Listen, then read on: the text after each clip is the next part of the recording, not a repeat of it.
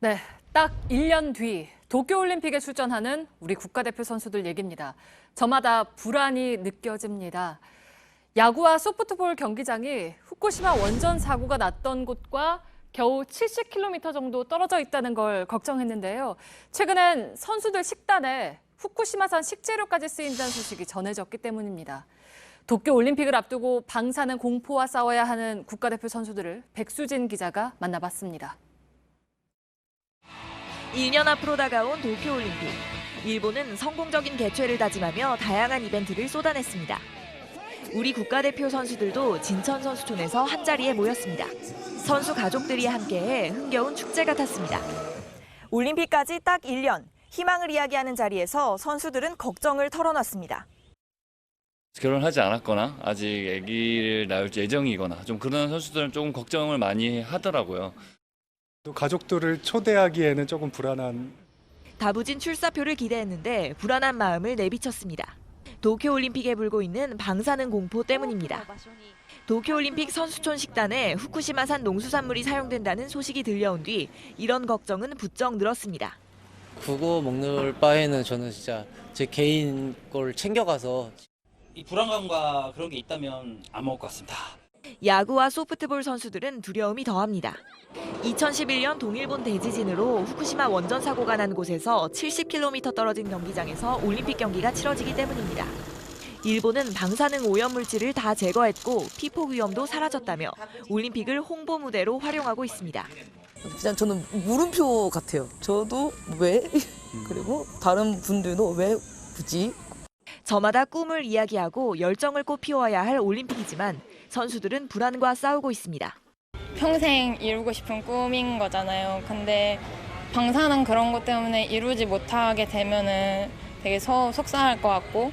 JTBC 백수진입니다. 네, 이렇게 도쿄올림픽을 걱정하는 건 우리만 그런 게 아닙니다. 세계의 눈도 재건, 부흥이란 이름을 내건 도쿄올림픽을 주시하고 있습니다. 특히 후쿠시마가 아무 문제 없다고 선전하듯 내세우는 걸 우려하고 있습니다. 온누리 기자입니다.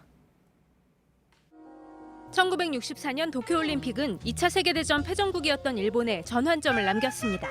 절망 가득했던 나라에 올림픽이 큰 희망을 던져줬습니다. 일본은 56년 만에 다시 열리는 2020년 대회 역시 재건 올림픽이라 이름 붙였습니다. 폐허였던 곳에서 스포츠 축제를 완벽하게 치러내 동일본 대지진과 원전 사고 후유증을 완전히 벗어났다는 걸 전 세계에 보여주겠다는 겁니다. 올림픽을 앞두고 후쿠시마가 회복됐다는 홍보 영상 역시 끊임없이 만들어내고 있습니다. 아직도 도살인 위험을 덮어둔 채 안전함만 강조하는 움직임에 대해 해외 언론은 높은 수준의 방사능에 노출되는 게 걱정스럽다고 보도합니다. 올림픽 야구장 근처엔 수백 개의 폐기물 쓰레기 봉지가 쌓여 있다는 현장 분위기도 전합니다. 최근엔 원전 사고 당시 후쿠시마 현에 거주한 아동 18명이 뒤늦게 갑상선암 관련 진단을 받았다는 보도도 나왔습니다. And nothing is over yet. The nuclear radiation is still very high.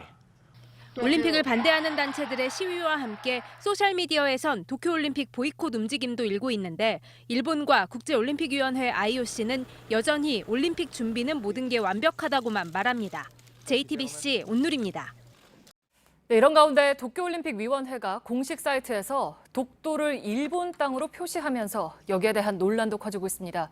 우리 정부가 일본 측에 바로잡아달라고 요구했지만 일본 정부는 받아들일 수 없다고 했습니다. 이 문제는 두 나라 사이의 갈등이 심해지면서 앞으로 태풍의 눈이 될 수도 있습니다. 황혜린 기자입니다. 일본 도쿄올림픽의 조직위원회 사이트입니다. 성화봉송 경로를 소개하는 지도에서 시마네현 오키제도의 북쪽 끝에 일본 영토색의 작은 점이 하나 보입니다. 이름을 써놓지는 않았지만 위치상 독도입니다. 일본해가 단독으로 표현된 부분도 있습니다.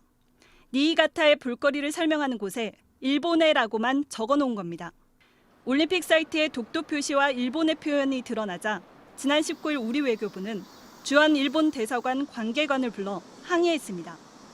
관련 자료들을 즉각적으로 바로잡으라고 요구한 겁니다. 하지만 일본 측은 이번 우리 정부의 항의를 받아들일 수 없다고 말했습니다. 竹島の領有権および日本海に関する我が国の立場に照らし断じて受け入れられない我が国の立場を JTBC 황예린입니다. 네, 팩트체크 이가혁 기자와 함께하겠습니다. 앞서 1부에서 도쿄올림픽 방사능 안전을 우려하는 우리 선수들과 그리고 일본 내부의 목소리를 전해드렸습니다. 어제는 저희가 방사능 공포가 여전한 상황에서 국제올림픽위원회 IOC가 도쿄올림픽 취소 결정을 하는 게 가능하냐 이걸 팩트체크를 했었죠.